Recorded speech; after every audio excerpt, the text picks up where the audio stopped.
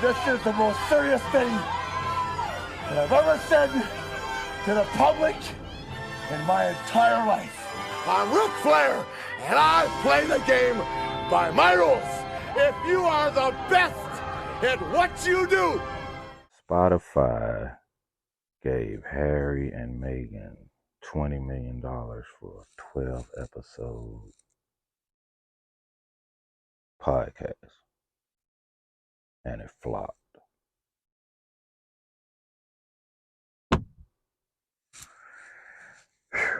Oh, greetings and welcome to Behind the Scenes.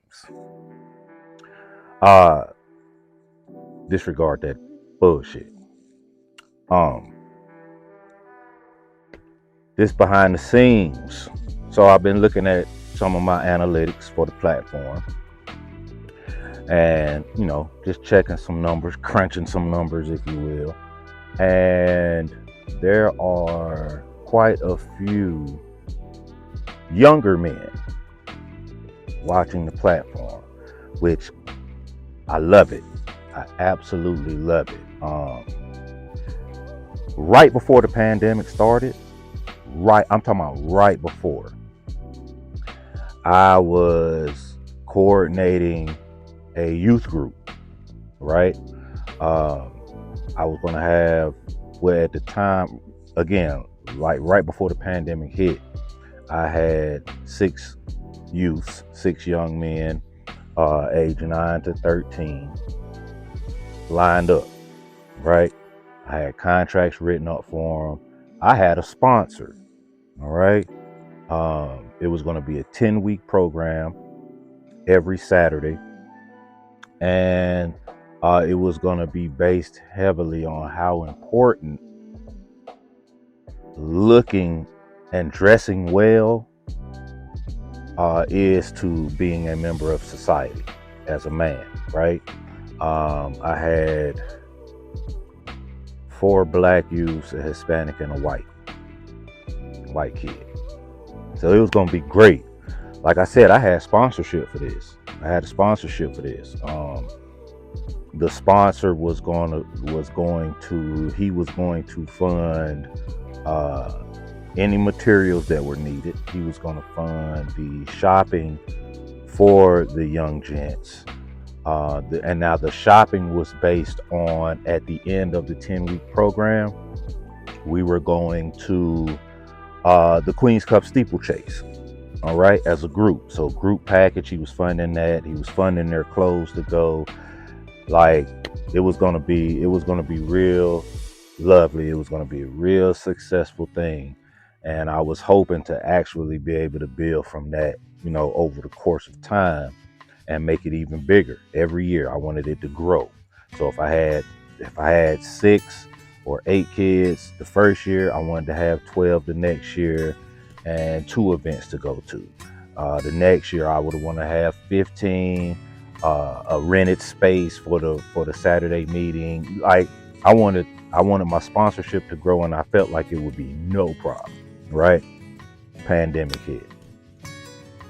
So I say that to say that even though I love what I do for my core audience, I've always been about starting them as young as I can. If you've seen either one of my grandsons, you can attest to that. But that said, it got me to thinking.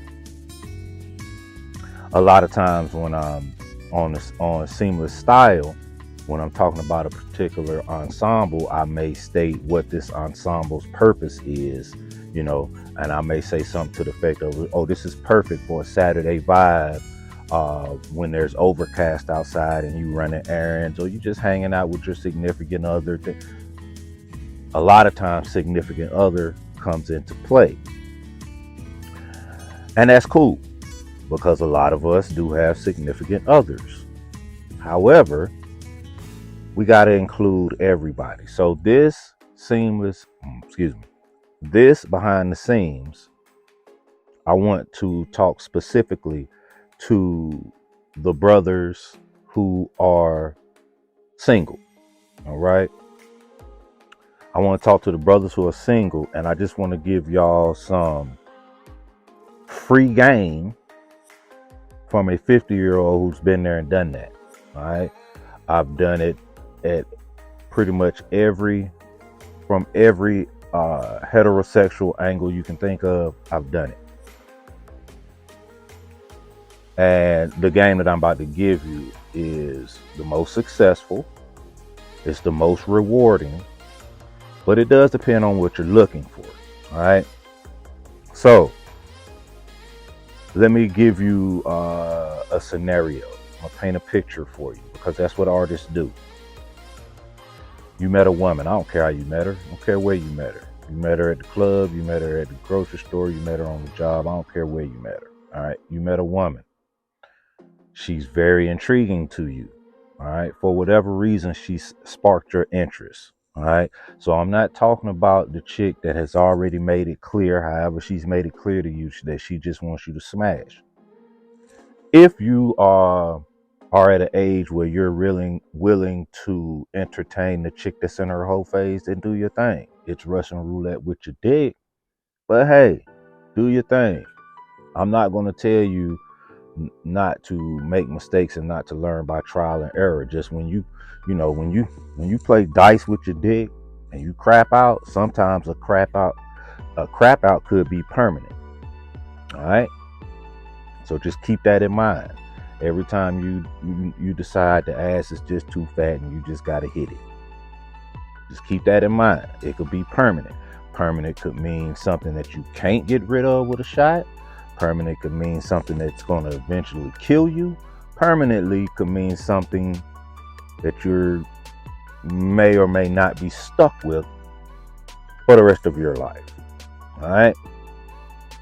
Just think about that shit when you slapping your man on the roulette table. All right? I'm not talking about that type of woman. I'm talking about a woman that, from your limited communication with her, seems like she's worth my investment. All right, that's what I'm talking about. All right, so you've talked to her a few times and she's agreed because you claim you can cook, or you can cook, whatever the case may be. She's agreed to come over for a candlelight dinner, as they used to call it back in the day. Well, because you are a Modtradnassance man, all right, that's what I consider myself to be, a Modtradnassance man. Now, what's a Modtradnassance man? A Modtradnassance man is a man that's heavy on traditional values, the traditional roles of man and woman, with a sprinkle of modern, a sprinkle of Renaissance, well, more than a sprinkle of Renaissance, a couple of sprinkles of Renaissance, and even a little bit of metrosexual mixed in there. Now, if you look up the word metrosexual, which I prefer to say metrosapien, but if you look up the word metrosexual, it's going to say, and I'm paraphrasing, but it's going to say something to the effect of a man who enjoys certain aspects of life, such as fashion, style, shopping, cooking, and other things that are traditionally enjoyed by women or gay men. And he lives in an urban society or urban environment. All right, it's something to that effect. Me, I love to shop and I love fashion. All right, the rest of it, I don't know what y'all talking about. So I take a little sprinkle of metrosapien, a little sprinkle of modern, several sprinkles of Renaissance, and a lot of traditional values. That's what makes up the Modtradnassance man. All right. So if you're a Modtradnassance man or something of that ilk, there are certain things that I want you to know that you should have around your crib to make you stand out. All right. Because let's be honest, gentlemen. If you think this woman is attractive, you're not the only one. All right. You're not the only one. So you want to, if this is somebody that you decide you want to kick it with on whatever level, you have to stand out. But at the same time, you're expected to, in the world of eyelashes, lace fronts, makeups, BBLs, tummy tucks, mommy makeovers, you're expected to be real. So keep it real. All right. Don't step too far out of your comfort zone when it comes to making that first impression. All right. Uh, I'm going to show you some things that you'll want to have around the house, and then we'll go from first things first. Candles. All right. Shop wisely for candles. All right. Now, I know that you can find candles everywhere on the interweb. Everybody's making candles. Let me tell you something. Everybody's candles ain't Bath and Body Works. Everybody's candles ain't Yankee candles. All right. Now, me personally, I do Bath and Body Works because they have a plethora of aromas that work, and they have some great sales. These were copped during a semi-annual sale where the candles ended up going from $26 to $6 each, $6.99. Bam. Can't beat that. Bourbon. This is a year-round candle, in my opinion, because you're a man.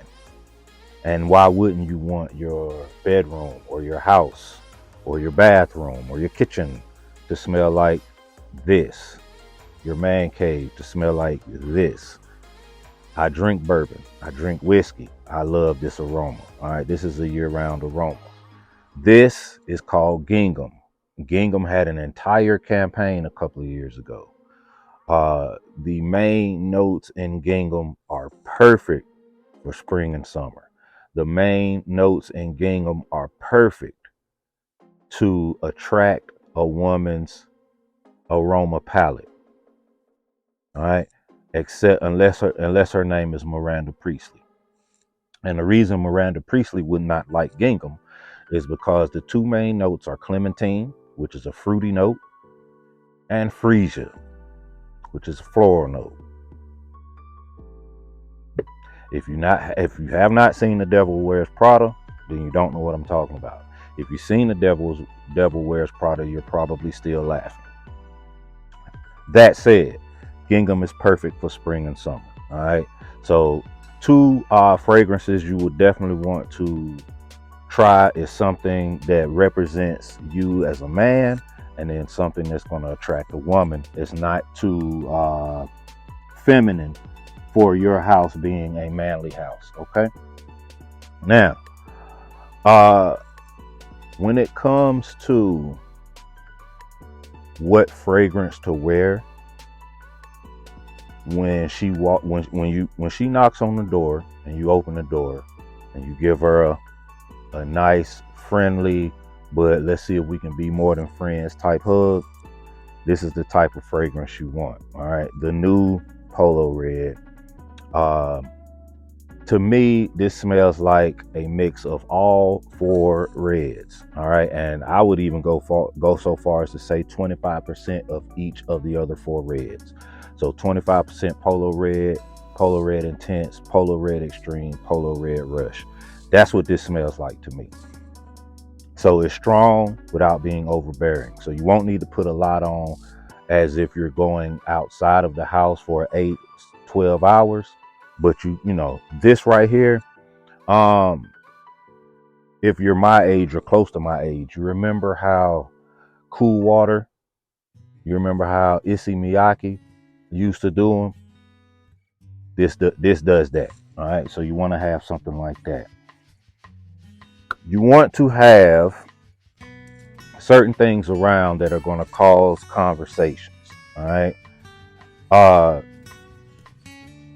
Chinese stress balls, right? You can get a bigger set. You can get a bigger set of balls. These I got for work, and I needed them, right? So I didn't need a huge set of balls for work, but something like this, because you want her to know When she sees that, if she has that level of intelligence that you're hoping she has, when she sees that, it's going to say to her, okay, he cares about his mental health enough that he will do things here and there to address any type of mental health issues he may have, the smaller ones, like stress, like anxiety. Okay, I like that. I like that about him. So he'll understand that maybe I struggle with slight anxiety sometimes. Trust me when I tell you, these women are smart and they're very observant. All right. I'm not going to tell you what this means to me. Not on this platform. At some point, I will explain in detail what this lollipop means. But for now, what I will tell you is that you want to have little things around that make her ask you, what's this for? Like, what's that for? What's the semblance behind? So you want to be able to give her little tidbits on you. All right. You want to be an open book without being an open book, because you don't want to be a complete open book off the break, but you want to crack the door a little bit, because if you crack your door a little bit, eventually she'll crack her door. Women, when they build their walls, they're built higher and stronger than ours tend to be. All right. So you want to have a little something, you'll figure it out. But if I was in the position where I was entertaining a woman, that lollipop would be out, and then I could explain that. All right. Books. Have some books out. It could be 4 or 5 books. It could be a bookshelf. All right.